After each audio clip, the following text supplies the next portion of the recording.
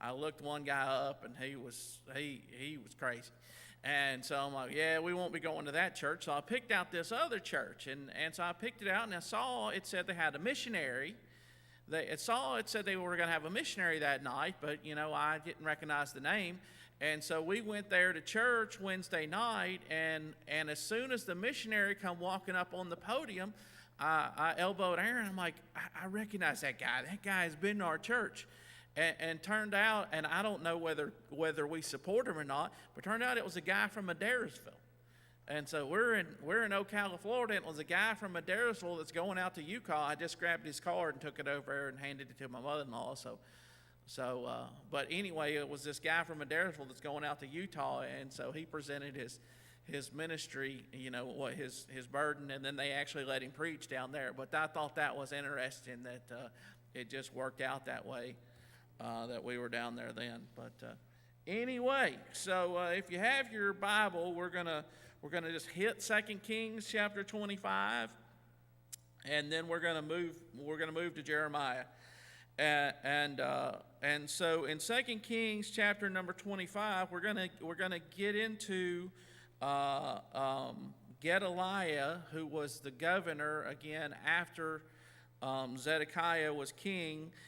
Gedaliah becomes the governor. And so in verse number 22, and as for the people that remained in the land of Judah, whom Nebuchadnezzar, king of Babylon, had left even over them, he made Gedaliah the son of Ahikam, the son of Shaphan, ruler.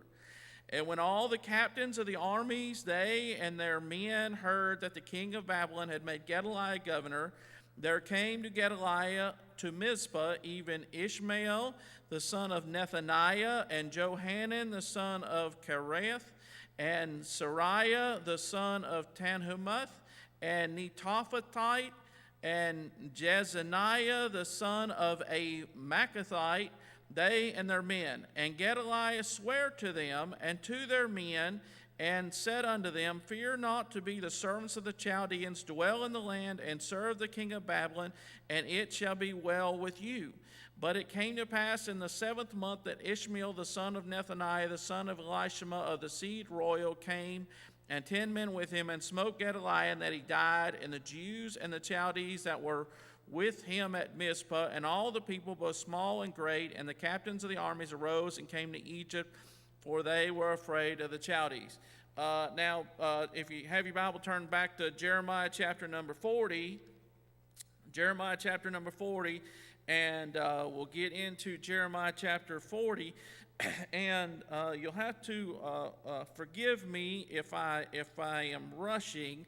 I'm really trying to finish this out. I got something else that I have on my heart that I want to get to, but I don't want to get to it and then go back to this. I'm trying to finish this out so I can get to this next thing that I'm trying to get to. So I really want to get this finished out, but I want to finish the whole subject out right here. So in Jeremiah chapter number 40, the first 6 verses are very interesting to me, and it doesn't necessarily have a lot to do with Gedaliah, but we're going to see it. And so instead of reading it and then going back over it, I'm just going to go through it as I read down through it. And so in chapter 40, verse number 1, then the word of the Lord that came to Jeremiah from the Lord after that Nebuzaradan, captain of the guard, had left him go from Ramah, when he had taken him being bound in chains among all that were carried away captive of Jerusalem and Judah, which were carried away captive unto Babylon. And so I want you to notice right here, if y'all remember, we looked at this last week. If you looked at this last week, whenever Jeremiah was in the court of the prison, if you remember that Nebuchadnezzar had told Nebuzaradan, he said, look, I want you to find Jeremiah, and I want you to do with him whatever he wants you to do. Whatever he says to you, that's what you do to him. And so they went, and multiple of the princes of Babylon went, and they got him out of the court of the prison. But it appears to me from this passage that somehow somebody didn't get the memo. somebody did not get the memo, and when they did not get the memo, they took him captive again. They just said, hey, there's a Jew, he's walking around, acts like he owns the place, and so we're going to take him captive as well. So they took him captive, and again, whenever I read the Bible or whenever I read anything, I try to put myself in that situation. I try and get the mental picture. I try to get the mental picture of what's going on. And think about it, Brother Parks, because here is a man who was a captain who was given a responsibility to take care of Jeremiah. The king of Babylon said, you take care of Jeremiah.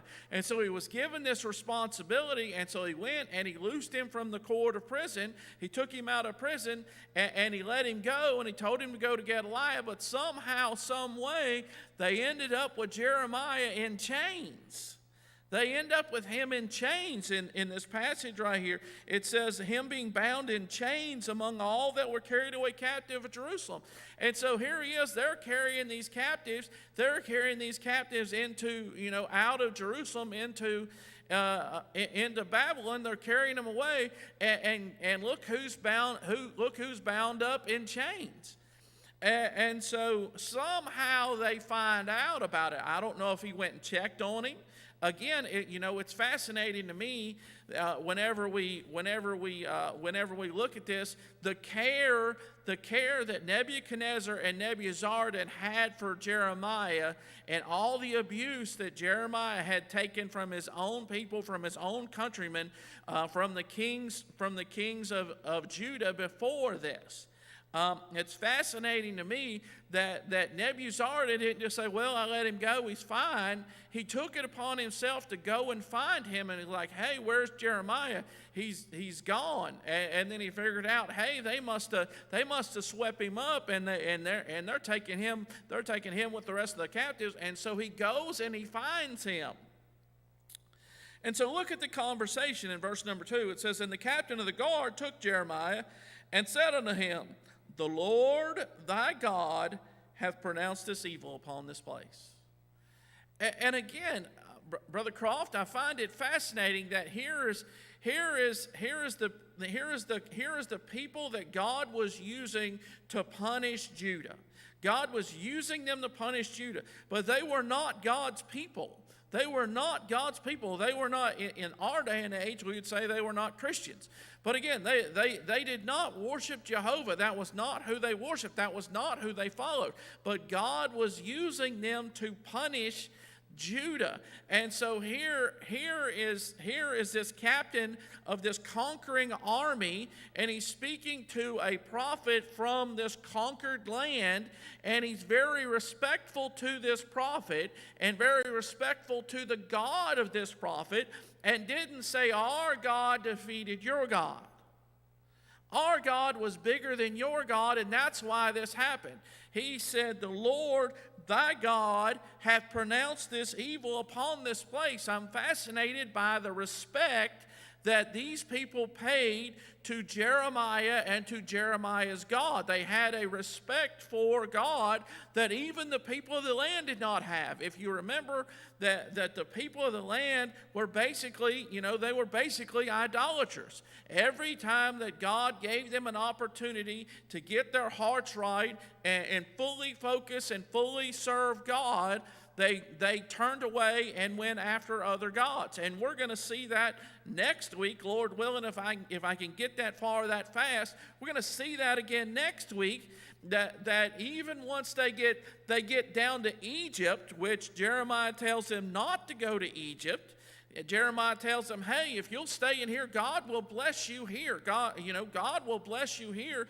And they accuse Jeremiah of being a liar, and they take Jeremiah down to Egypt with them. And they get down to Egypt, and they're intent on being idolaters in Egypt. I believe that they were the terminology was the Queen of Heaven. They wanted to worship the Queen of Heaven.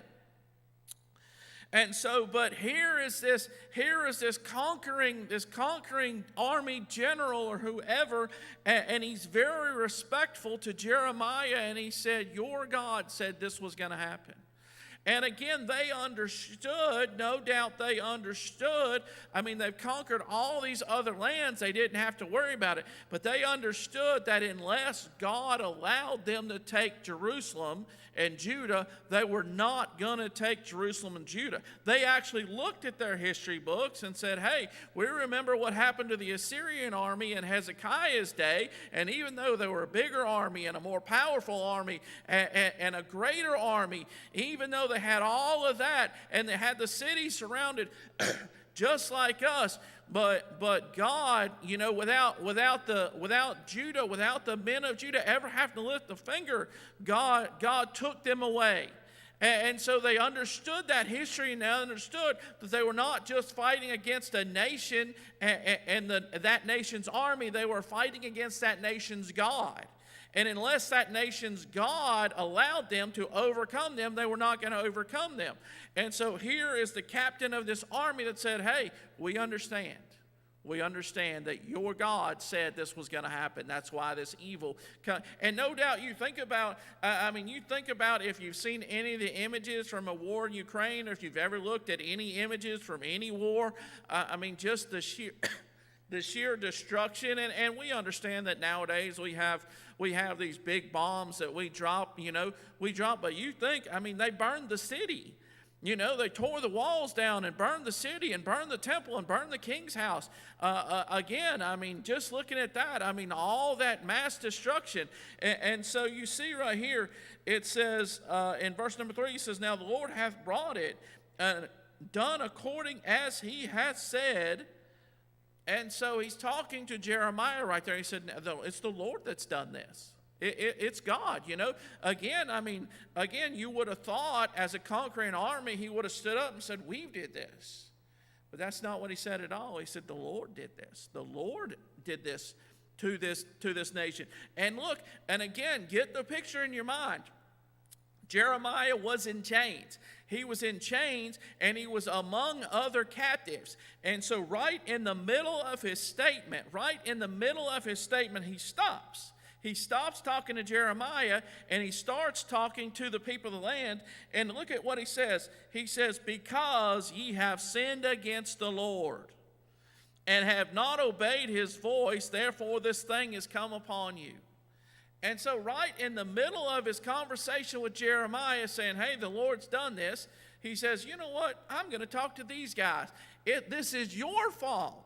This is your fault. You're walking around in chains, and you're going to be taken captive to another land because you sinned against the Lord. Again, like I said, it's fascinating me that this guy had this much respect for God and this much respect for God's people, but he also understood that it was because they rebelled against God that they ever were able to conquer Judah and Jerusalem. And verse number 4, it says, and now, behold, I loose thee this day. Now he's back talking to Jeremiah. From the chains which were upon thine hand. If it seem good unto thee to come with me into Babylon, come. And I will look well unto thee. Again, look at how he's treating this problem. Jeremiah has never been treated this good. Again, he came on the scene basically in the 13th year of Josiah. And things were going well, things were going well while Josiah was king. But again, Jeremiah was prophesying. He was explaining to them that fall was coming, and they didn't want to hear it. They did not want to hear it. But here is this guy that Nebuchadnezzar said, hey, I want you to take care of Jeremiah. And now here he is. He's talking to him, and he says, hey, I will take it personally. I will take it personally upon myself that I will look well upon thee. Can you imagine if any one of those 4 kings after Josiah would have said, hey, look, we're gonna put Jeremiah in a place, we're gonna look well to him, we're gonna take care of him, and whatever he says, that's what we're gonna do. That's Nebuchadnezzar said what he says, what he says to you, that's what to do. Can you imagine if one of those 4 kings had said that? What if one of those 4 kings had said that? What if one of Josiah's 3 sons or his grandson would have said, hey, look, this is not going real well the way we're going. we're going to talk to Jeremiah, and whatever he says, that's what we're going to do. But that's not what they do. And he says, I will look well unto thee. But if it seem ill unto thee to come with me into Babylon, forbear. Behold, all the land is before thee, whither it seemeth good and convenient for thee to go, thither go. And I'll read verse number 5. Now, while he was not yet gone back, he said, Go back also to Gedaliah, the son of Ahikam, the son of Shaphan, whom the king of Babylon had made governor over the cities of Judah, and dwell with him among the people. Or go wheresoever it seemeth convenient unto thee to go. And so he said, look, I would enjoy your company. I would enjoy your company. If you wanted to, you could come to Babylon. And we understand that though it wasn't perfect, but they had a respect. They had a respect for the Jews and the Jews' knowledge. If you think about Shadrach, Meshach, and Abednego, and again there were some shenanigans pulled, but not necessarily by the king always, but the people the people around them that were jealous that kind of caused some issues with Daniel and Shadrach, Meshach, and Abednego. But there was a great respect for them there, and so here is a sign that there was going to be a respect for these Jews that God had His hand on. And so he had this great respect for Jeremiah and said, hey, if you'll come to Babylon with me, I'll take care of you. I'll look upon it myself. But if you don't want to come to Babylon with me, wherever you want to go in the land, go in the land. Feel free to go wherever you want in the land. And so it sounds like they were going to put out the decree that basically said, hey, leave Jeremiah alone. If he needs something, take care of him. But just leave him alone and let him do his thing. And so, but then he says, hey, go to Gedaliah. Go back to Gedaliah and be with Gedaliah and work with him and help him. And we're going to see in a minute, it's fascinating to me that here is Nebuzaradan, and he tells him to go to Gedaliah. And no doubt he understood that if Gedaliah took advantage of having Jeremiah with him, it would go well for Gedaliah. And because Gedaliah was set up by the king Nebuchadnezzar, it was going to go well in the land for the people, and it was going to go well. It was going to go well. And so even Nebuzaradan understood that. It's a shame that, what we're going to get to in a minute, that Gedaliah missed that. But he says right here at the very end of the verse, look, it says, so the captain of the guard gave him victuals and a reward, and let him go. And so he didn't send him home empty-handed. He didn't say, go in peace. He gave him food.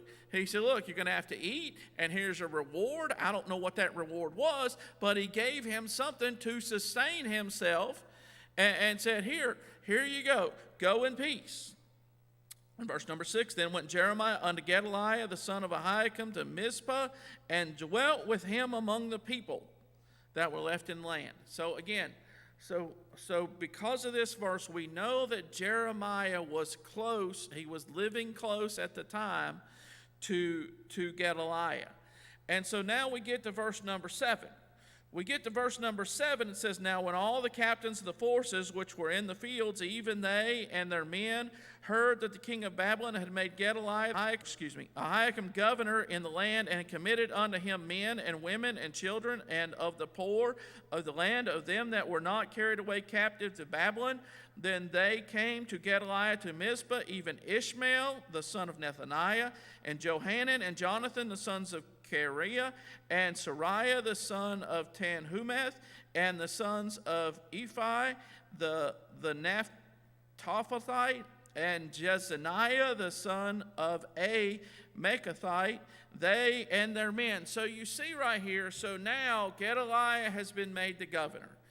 He has been made the governor. Brother Parks, one of these days I'm just going to get me an Alexander Scourby reading, and whenever I get to one of them verses, I'm just going to push play, and I'm going to let him read all them names, and then I'm going to hit pause, is what I'm going to do one of these days. Or I'm going to learn how to pronounce them properly and not create my own pronunciation every time I read them. But anyway, so you see, so Gedaliah is governor, and he's there in Mizpah, and he's set up, and again, Gedaliah was a good man. He was a good man. He was an honorable man. He came from an honorable father. If you remember, I read it last week. In 2 Kings chapter number 22. That Gedaliah's father was one of Josiah's trusted men, and whenever they found that word of the Lord, and Josiah's like, hey, I need to know what to do with it about this, and he sent those men to find out what God said. It was Gedaliah's father that was one of those men. And then again, and I read it last week, and in Jeremiah 26, I'll flip back there real quick, and Jeremiah 26, and I read it last week in verse number 24. Last week I had written down Jeremiah 24, but I forgot to put the 26, and so I was like, uh-oh, I'm in trouble here. But anyway, I found it. And so again, in this passage right here, and if you look in verse number 20, it says, and there was also a man that prophesied in the name of the Lord, Urijah the son of Shemaiah, Kirjath-jearim, who prophesied against the city and against this land according to all the words of Jeremiah. And I'm going to skip the verses right there, but basically Jehoiakim didn't like what he heard, and so Urijah went down to Egypt, and Jehoiakim sends a group of people down, and they go get him out of Egypt, and they bring him back, and Jehoiakim slays him. But if you see verse number 24, nevertheless the hand of Ahikam, the son of Shaphan, which was Gedaliah's father, was with Jeremiah, that they should not give him into the hand of the people to put him to death. And so even at this time, because the people understood it was the words of Jeremiah that Urijah was saying, even though Urijah was slain, here is Ahikam that stood up and said, no, you're not going to get Jeremiah. And so Gedaliah came from good stock, and he was an honorable man. And again, it almost appears to me like what happened was maybe Gedaliah was taken captive early. And when he was taken captive early, the king of Babylon or whoever understood who Gedaliah was and understood he was a good man, he was a humble man, he was a meek man, and he was not out for he wasn't going to be self-seeking, he wasn't going to try and overthrow the government, he wasn't going to try and do any of that stuff. And so very early on he understood, hey, I have a very good asset right here. And once we do take over Jerusalem, I can send him in and let him kind of take control of things and let him be the governor. And he's not going to try and create a coup. He's not going to try and build up an army to overthrow me. He's just going to go in and he's going to set up and he's going to do good. And so then there's people that start coming to him. And in verse number 8, the two most important people that we're going to see in the next couple chapters right here, one of them is Ishmael, the son of Nethaniah, and we read earlier in Kings that he was of the seed royal. So somewhere he had some kind of lineage that he was tracing back to David. And so he was of the seed royal. And then the other guy that we're going to see is Johanan. Johanan, he was also a man that we're going to see a bunch of here in the next little bit. If you look in verse number 9, it says, and Gedaliah the son of Ahikam the son of Shaphan sware unto them, and to their men, saying, fear not to serve the Chaldeans, dwell in the land, and serve the king of Babylon, and it shall be well with you. Now, again, God through Jeremiah said, hey, we're going to wipe this land out. We're going to wipe this land out. We're going to let this land enjoy its Sabbaths. Y'all have polluted this land. You've corrupted this land because of the sins of Manasseh. We're going to do this. And so but they left people in the land. And so you're going to see that even though Gedaliah is saying, hey, serve the Chaldeans and it's going to go well with you, and it wasn't necessarily a promise from God, it was a promise from Gedaliah, who had assurances from Nebuchadnezzar that, hey, I don't want this land. Look at any piece of land. Look at any piece of land where someone's lived and they don't live there anymore. You take a house. You take a house that someone doesn't live in anymore, and it doesn't take very long till that house starts falling in on itself. The thorns and the briars and the thistles just start overgrowing everything, and the yard, instead of grass, starts looking like a jungle out through there, and stuff just starts taking over, and it just starts deteriorating. And so Nebuchadnezzar understood that, hey, if I just leave this land alone, one, someone else is going to come in and try and claim it, or two, it's just going to get overgrown. And there's a lot of good, valuable stuff. There's good, valuable crops. There's grapes and stuff that they're growing there that we didn't destroy, that we want to, have sent down to us. So we need to leave some people there to take care of the land. And so they left him there, and so Gedaliah had that assurance from Nebuchadnezzar that, hey, I'm going to protect you guys. I'm not going to leave you guys out there. I'm going to protect you guys. Stay in the land, and I'll take care of you. But we're going to see in the next chapter, I believe it's the next chapter, but we're going to see in the next story, once Johanan goes and gets the people away from Ishmael, that the people come back and they come to Jeremiah, and after 10 days he tells them to stay in the land, that God will take care of them to stay in the land, but they don't do it. But anyway, and so he tells them, he said, hey, serve the king of Babylon, and it shall be well with you. And he explains to them, he said, as for me, in verse number 10, as for me, behold, I will dwell at Mizpah to serve the Chaldeans. And again, I'm sure this is going to be tough. You think about us. You think about us as a nation. Think about us if we were conquered as a nation, and then we're told, hey, you're conquered. Now you need to serve the people that conquered you. That'd be tough. That'd be tough. But anyway, and so he says, but serve the Chaldeans which will come unto us, but ye gather ye wine and summer fruits and oil, and put them in your vessels, and dwell in your cities that ye have taken. He's not even telling them he's going to tax them. He said, hey, y'all go gather your stuff, and enjoy it, and dwell in the land. And so, it seems like it's a pretty good deal. It seems like it's a pretty good setup. And so in verse number 11 it says, likewise when all the Jews that were in Moab and among the Ammonites and in Edom, so all these Jews that had scattered out, from earlier invasions, they hear that, hey, Gedaliah's in charge. And they're like, hey, Gedaliah's in charge? That's a good man. That's a good man. And you hear people talk about it all the time whenever Democrats are in charge, people are like, man, I tell you what, this is terrible. Republicans in charge. People are like, I'm going to go to Canada. I'm going to go to Canada. And I say, good, go to Canada. Go on. Just go on to Canada. Move on to Canada. But again, here these people, they were gone, and they're like, hey, Gedaliah's in charge. That's a good man. We're gonna come back. We're gonna come back into the land. We've had these assurances. The land has been conquered, but now we can go back into the land. Maybe we can move back into the old home place, and we can start rebuilding. And it's not gonna be the same, but at least we'll be back in our homeland. Even to this day, Jews are very fond of their homeland. Even though they may, maybe generation after generation, generation before hasn't lived there, but still they're very fond of that homeland.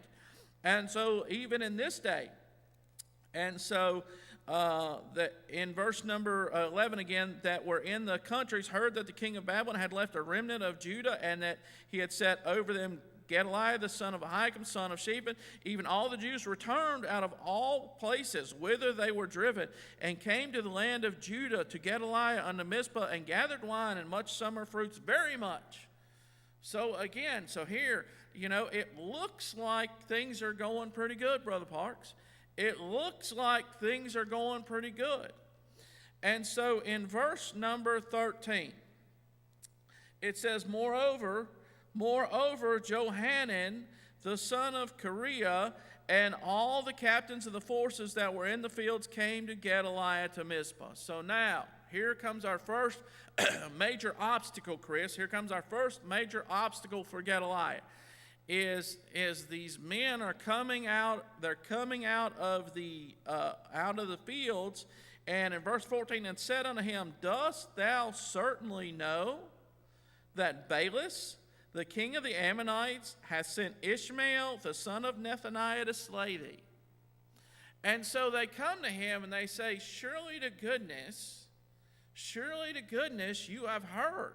You have to know this. You have to have heard that Baalis, the king of the Ammonites, wants you dead. Wants you dead. He wants you dead. And I don't really understand, I don't know why Baalis, the king of the Ammonites, had it out for Gedaliah. I mean, it was not like he was going to be able to take over the land. It was not like he was going to be able to do it, do anything about it. I kind of understand why Ishmael did, because I mean, you think about it. If you're the seed royal, you're privileged. Had Nebuchadnezzar, had he really thought about it, had he been a smart man, he would have put me in charge. And we've all been around. We've all been in situations where someone feels like they're entitled. They're entitled to something. Like, I remember working at the place I work now, and we had a girl who was a service coordinator, and something was happening to the service manager, Chris, and she felt like she was entitled to that position. Now, she didn't know anything about anything except being a devil was what she was really good at that. But she felt like she was entitled to this position. And whenever they filled that position with someone else, she got mad and she quit, because she was entitled to that position, and she should have been given that position, not because she was qualified, but because she was entitled to it. And so here is Ishmael, and he feels like he's entitled. He should be the one that was left to rule over this land, because he's of the seed royal. And so somehow Baalis understood that there was going to be an animosity there. There was going to be some bad feelings there, and he took those bad feelings, and he realized Ishmael and his personality, that it could be tweaked to a point that he could actually, get him to assassinate who he wanted to assassinate. And so they come to him. And they say, hey, surely you know this. Surely you've heard this. Surely you have someone around you that you're not just sitting here thinking, well, everything's going to be great. Everything's going to be wonderful. Everyone loves me. Everyone's going to think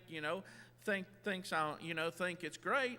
That's never going to be the case. We were talking a little bit of politics, before Sunday school started, and even when we had $2 a gallon gasoline,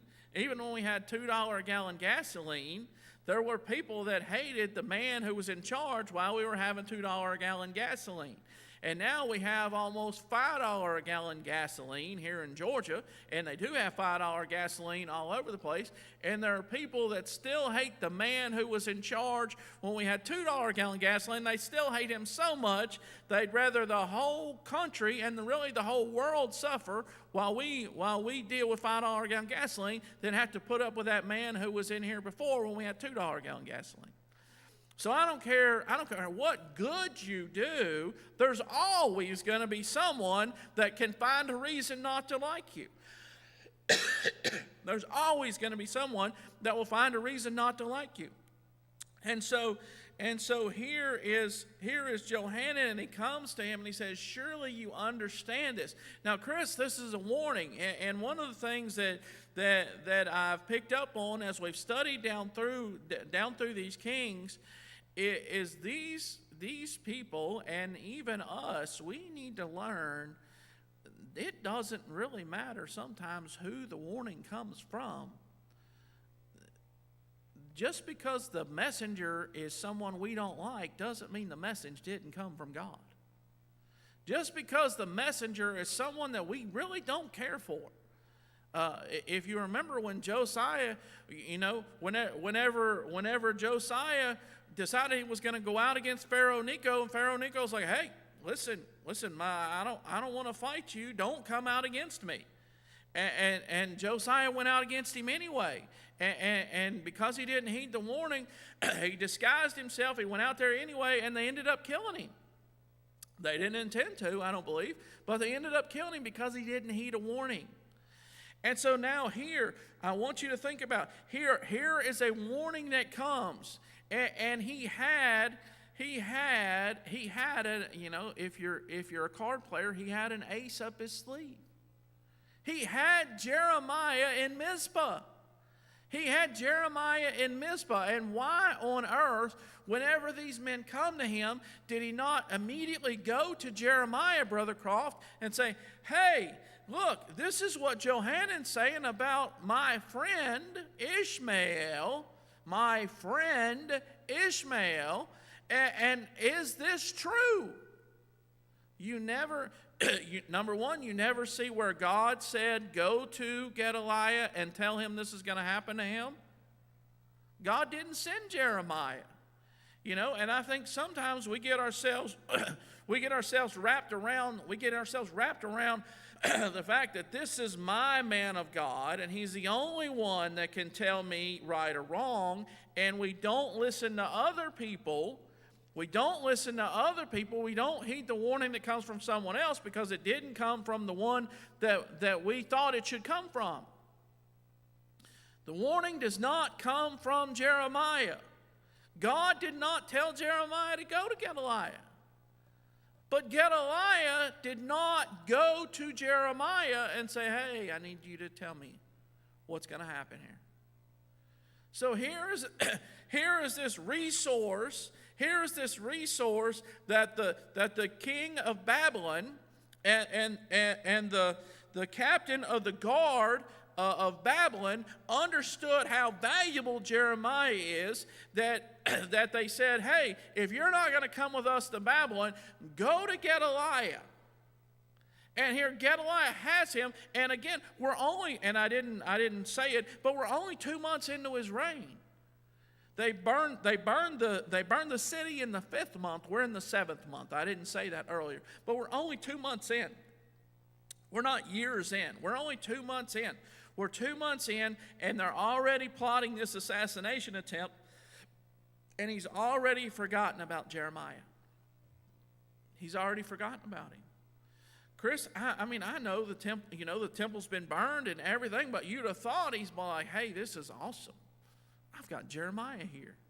My dad protected Jeremiah. My dad was so fond of Jeremiah that when they killed Uriah, my dad protected Jeremiah so that they could not kill him. And everything that Jeremiah prophesied come to pass. If Jeremiah said it was going to happen, it happened. If Jeremiah said, "Hey, I don't care what Hananiah says. I don't care that he says in 2 years everything's going to be restored," it's not true. Everything that he said was going to happen, happened. Everything that he said didn't happen, didn't happen. Surely to goodness, Brother Parks, you would have said, "Hey, this is awesome. They sent him down here. This is the most valuable resource that I have. Not my friendship with Nebuchadnezzar, not the captain of the guard, Nebuzaradan, not any of those people. The most valuable resource I have in this land is Jeremiah," and that's not what he thought. So he has 2 warnings. That was warning number 1. And at the end of verse 14 it says, "But Gedaliah, the son of Ahikam, believed them not." Again, like I said, you have to be careful. Sometimes you get warnings from places and people that you don't expect to get warnings from. And those warnings come from God. And you have to take them serious. And I understand that there are a lot of false prophets, there are a lot of false witnesses, there are a lot of people with bad motives, and they say a lot of bad things. But you need to at least investigate. You need to at least investigate and say, "Hey, wait a second here, something doesn't seem right. Maybe I should look into this. Maybe I should just find out. Maybe I should talk to someone who will know." But he doesn't. Then in verse number 15. Then Johanan the son of Kareah spake to Gedaliah in Mizpah secretly. So he goes to him now. This time it's just him. Before he took a bunch of people. Now it's just him and Gedaliah. And he says, spake to him secretly in Mizpah, saying, let me go, I pray thee, and I will slay Ishmael the son of Nethaniah, and no man shall know it. He said, look, you don't have to put out a big decree. You don't have to put out a wanted dead or alive poster. You don't have to put out a reward poster that, to bring Ishmael to me. You don't have to do any of that. You just speak the word. Just speak the word, and if you speak the word, I will go kill him, and we'll do away with him, and people will be like, has anyone seen Ishmael lately? And people are like, no, I hadn't seen him in a while. And be like, so strange, we hadn't seen him. That's what I'm offering you. And so he said, wherefore should he slay thee? Wherefore should he slay thee, that all the Jews which are gathered unto thee should be scattered, and the remnant in Judah perish? Now again, this is Gedaliah's second warning. It's his second warning. And Johanan's not a good guy. We're going to see that. We're going to see that next week. Johanan is not a good guy. He's not a good man. He's not a man that's like, I'm so eager to serve God. I'm so eager to follow the Lord. He says it, but he doesn't live it. But again, he tells him, he said, hey, look, if something happens to you, it's going to be bad. And again, they had in their mind that something happens to Gedaliah. Nebuchadnezzar set up Gedaliah. They killed Gedaliah. So the Chaldeans are going to be mad, and they're going to come back, and they're going to wipe us out because they're going to be mad because we did something that Nebuchadnezzar didn't want done. And so he tells him, he said, hey, if you don't let me do this, and this happens, it's not just you that's going to suffer the consequences. It's all the Jews that have moved back into the land. It's all the people that are here. We're going to be scattered. We're going to be destroyed again. Verse number 16, but Gedaliah the son of Ahikam, the son of Johanan, the son of Kareah, but Gedaliah the son of Ahikam said unto Johanan the son of Kareah, thou shalt not do this thing, for thou speakest falsely. For thou speakest falsely of Ishmael. And Brother Parks, I can think back to my own life. There are times where you have a conversation with someone that you count as a friend, and you tell them something that it's not pleasant for you to tell them. And they don't always take it well. I remember my buddy when we were teenagers, and he started talking to this girl, and I didn't feel right about it. And again, but every man has to choose his own wife. But her dad had come in, and he was causing all kinds of issues in the church, and he was messing with this young boy's mind and turning him against the preacher. And so we had this conversation. It was me, my buddy, and this guy's son. And we had this conversation, and he didn't appreciate that we had this conversation. It was not a pleasant conversation to have. You want to just be like, yes, sir, she's going to be a good girl for you. It's going to be great. It's going to be wonderful. But that was not how that conversation needed to go, and could not go, and didn't go. And there was a time when he was mad at me for it, Chris. But eventually he came around and realized, I was making a mistake. And so, but here Gedaliah doesn't heed the warning a second time. And again, here's a second opportunity to say, hey, I need somebody to go find Jeremiah. I need somebody to go get Jeremiah. And maybe he was just depending on, hey, if this was real, Jeremiah would have come and told me. But he never went and said, hey, somebody go find Jeremiah. So in chapter number 41, it says, now it came to pass in the 7th month, again, so we're 2 months in, that Ishmael, son of Nethaniah, the son of Elishama of the seed royal, and the princes of the king, even 10 men with him, came unto Gedaliah, the son of Ahikam, to Mizpah, and there they did eat bread together in Mizpah. So, Chris, they know they're going to kill him. Everyone in there except one man knew that he was going to die. Actually, maybe a couple, because he had some, Gedaliah had some people with him that they're going to end up killing. But everyone that was in there, from Ishmael to the other 10 men that were with him, knew they were going to kill him. But what they did first was they said, hey, old buddy, you hungry? We got some Krispy Kreme donuts. They had the hot fresh sign on. That guy had the hot fresh sign on. We were riding on our chariot, coming into town, and the hot fresh sign was on, and we got some Krispy Kreme donuts. And how would you like one of these donuts right here? They ate bread with him. They sat down and ate with him. And knowing the whole time, and it's something I guess y'all know this about me, but anyway, I like true crime stuff. I like to listen to podcasts about that kind of stuff and get into the psychology behind that kind of stuff. And so sometimes it fascinates me that you see these people, or you hear about these people, and they don't realize that today is their last day. Today is their last day. Sometimes you'll see an image. They have a picture of them.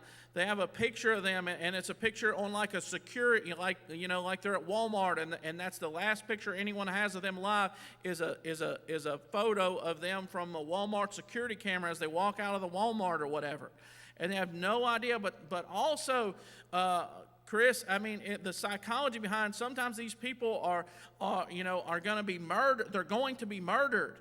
And the person that's going to murder them, they think is their friend.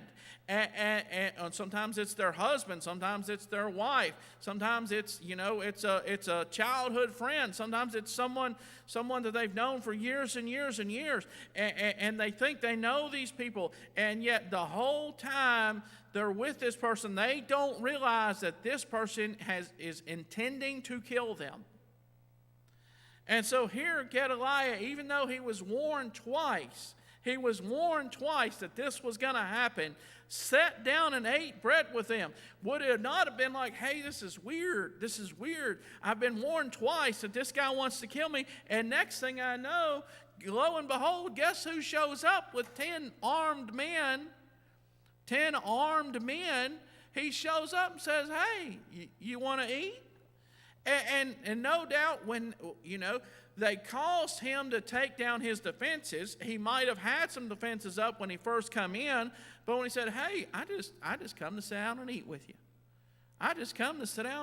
you. We're just here to eat. I just want to check on things. Things are going really well in my little section of Judah right now. It's going really well. Got, plenty of fruits coming in and everything. Doing really well. And so they sit down and eat. Verse number 2, then arose Ishmael, the son of Nethaniah, and the 10 men that were with him, and smote Gedaliah. So it was 11-1. It was 11 on 1.